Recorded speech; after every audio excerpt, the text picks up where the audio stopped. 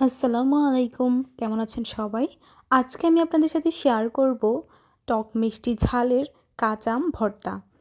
আমাদের বাংলাদেশের এই সময়টাতে কিন্তু প্রচুর কাঁচা আম পাওয়া যায়। এই সময় আপনারা তৈরি করে নিতে পারেন এরকম মজাদার একটা কাঁচা আমের ভর্তা। আমার কাছে তো অনেক বেশি মজা লাগে এই ভর্তাটা, আপনারাও ট্রাই করতে পারেন।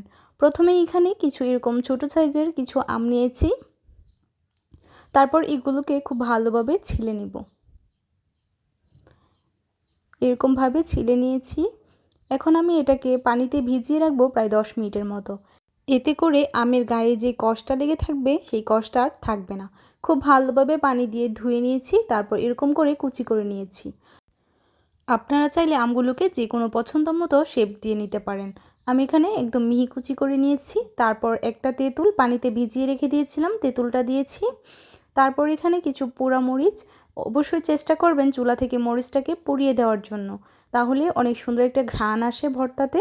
তারপর 1 চামচ করে মরিচের গুঁড়া, চিনি আর লবণ দিয়ে দিলাম। তারপর খুব ভালোভাবে একসাথে করে সব কিছু মাখিয়ে নিব। যত বেশি মাখাবেন তত বেশি মজা হবে। দেখতেই পাচ্ছেন ঠিক কতটা লোভনীয় লাগছে। ঝাল আপনারা পছন্দ মতো দিতেই পারেন। আসলেই এই ভর্তাটা কিন্তু অনেক বেশি মজা হয়, চাইলে বাসায় ট্রাই করতে পারেন।